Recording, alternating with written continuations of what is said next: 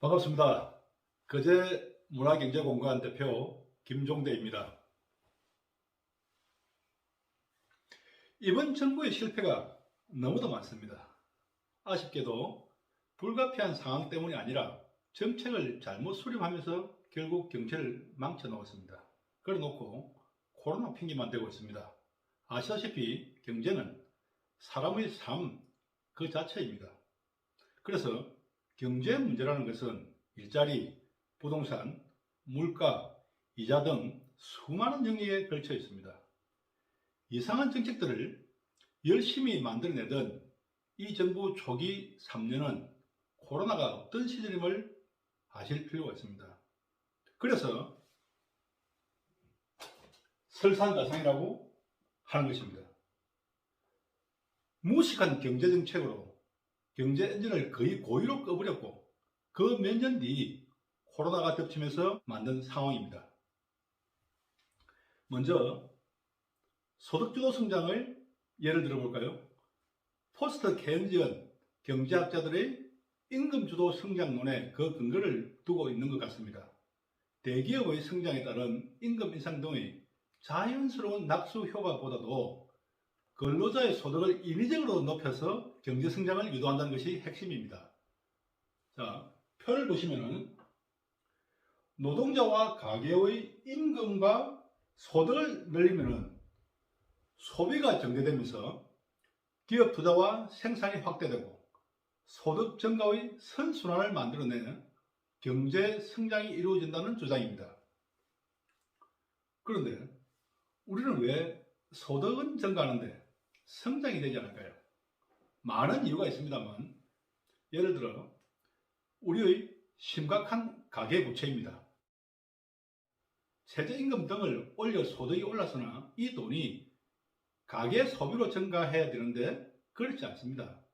GNP 대비 105%나 되는 은행비 갚는 데 쓰이고 앞날이 불안하니 소비를 끌이는 데다 물가는 계속 오릅니다.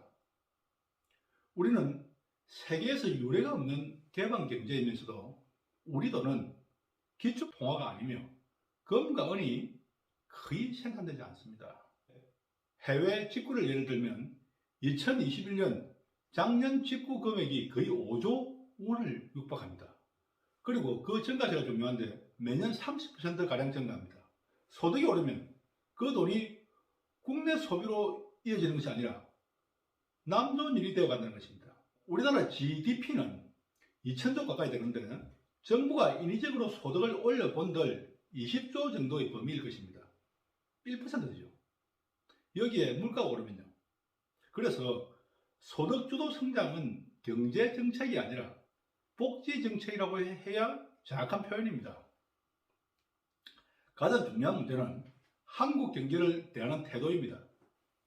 소득주도 성장 이외에도 최저임금, 52시간제, 비정규직 문제, 모든 경제 문제를 머릿속에서 계산해서 실행하면 그 계획대로 결과가 나온다고 생각하는 것입니다. 많이 듣던 이야기 있죠.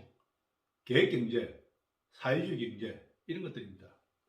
당연히 정부의 주요 기능은 계획에 있습니다만 이 정부는 계획하지 않아야 할 것들을 계획하고 또 그 계획도 이념적인 사고나 정확하지 않은 통계 등의 근거에 기반을 두고 있다는 것입니다.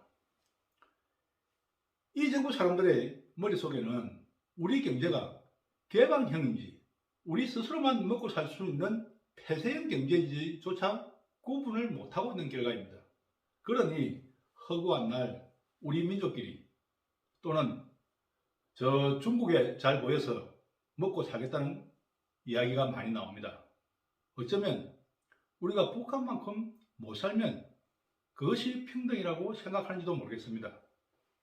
3월 9일 윤석열로 정권을 바꿔야 합니다. 그래야 경제 살릴 수 있습니다. 감사합니다.